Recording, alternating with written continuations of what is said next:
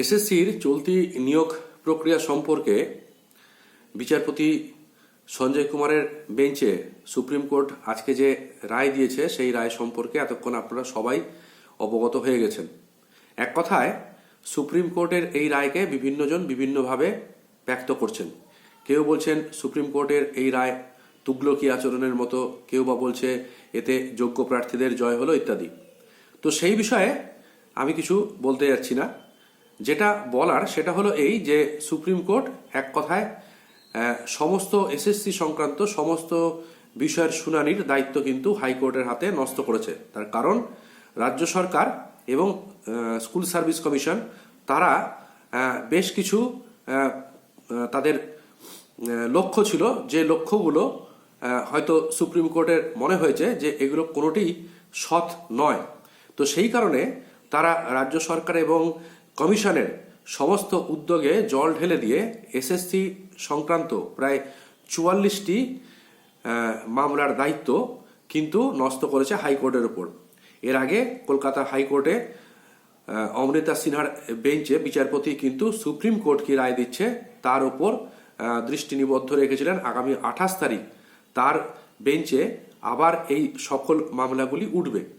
এখন কোন কোন ক্ষেত্রে আজকে সুপ্রিম কোর্ট আদালতে এসএসসি কে ভৎসনা করেছে সেই ব্যাপারটা একটু দেখে নেওয়া দরকার।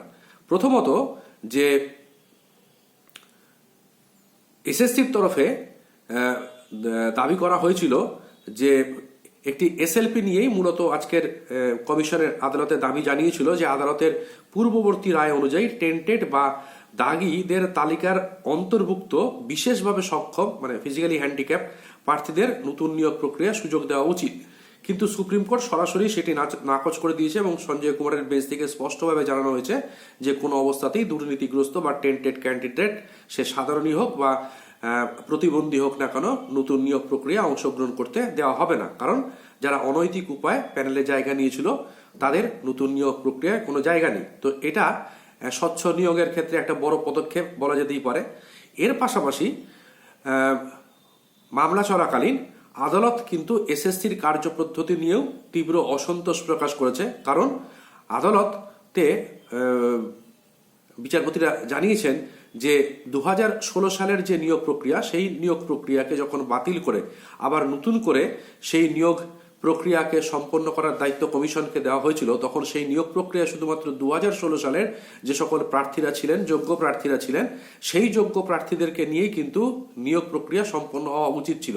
কিন্তু রাজ্য সরকার এবং এসএসসি তাদের দুর্নীতিকে ঢাকতে গিয়ে সেই নিয়োগ প্রক্রিয়ার মধ্যে নতুন অর্থাৎ ফ্রেশার্সদেরকেও অন্তর্ভুক্ত করেছে এবং অন্তর্ভুক্ত করে তারা এই নিয়োগ প্রক্রিয়া জারি রেখেছে।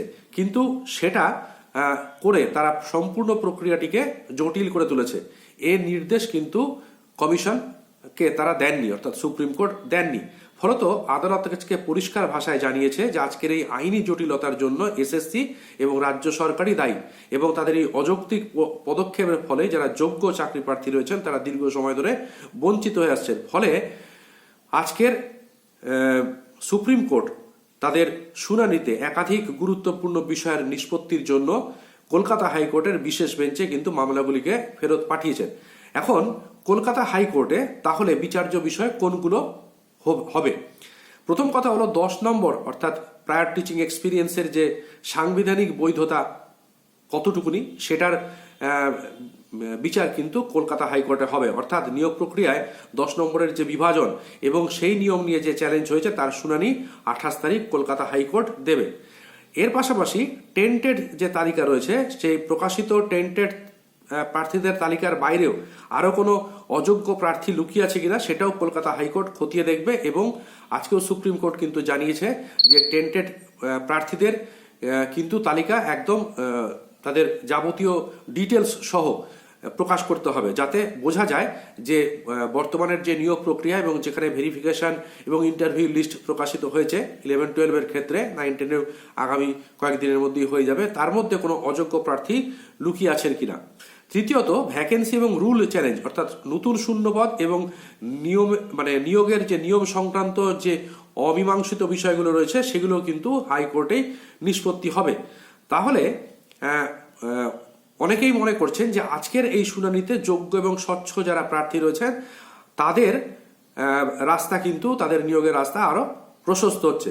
কিন্তু এর পাশাপাশি যারা ফ্রেশার্সরা রয়েছেন, যারা 100% নাম্বার পেয়েও ইন্টারভিউতে ডাক পাননি, তো তাদের কি হবে সেটাও অনেকে বলছেন যে তাদের ক্ষেত্রেও কিন্তু ন্যায় বিচারের আশা আরো প্রবল হবে। কিন্তু আগামী কয়েকদিনেতে হাইকোর্টে কি হতে চলেছে, অর্থাৎ এই মামলার আগামীতে গতি প্রকৃতি কি হতে চলেছে বা চাকরি প্রার্থীদের ভবিষ্যৎ কি হতে চলেছে সেই নিয়ে কিন্তু যথেষ্ট অনেকের মধ্যে উদ্বেগ রয়েছে। আরও দুটো রাত্রি তাদেরকে বিনিদ্রভাবেই কাটাতে হবে। অনেকেই এক্ষেত্রে বেশ কয়েকটি সম্ভাবনার কথা বলছেন, যদিও সেগুলো সম্পূর্ণ সম্ভাবনা মাত্র, বাস্তবে কতটুকুনি হবে সে তো হাইকোর্টই রায় দেবে।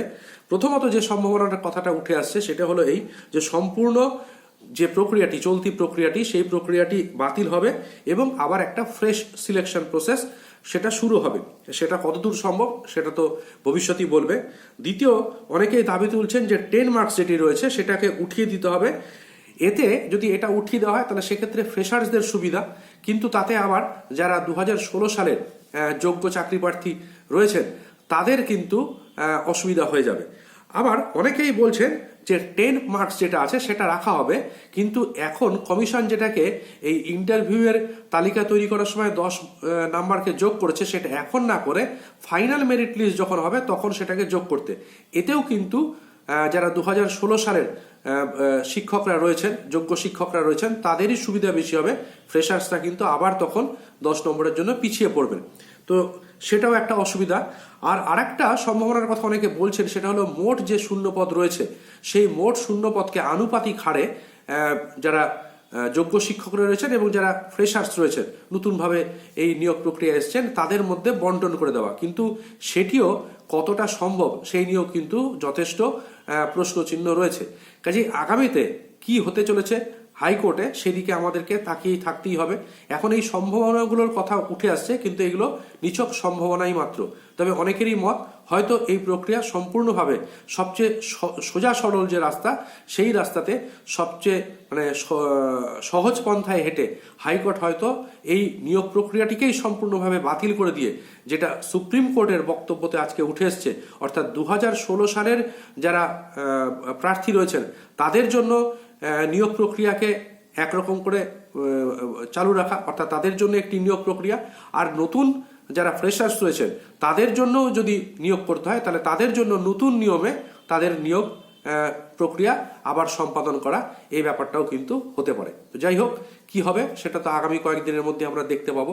আপাতত এইটুকুনি জানানোর ছিল। ভালো থাকুন সকলে, সুস্থ থাকুন।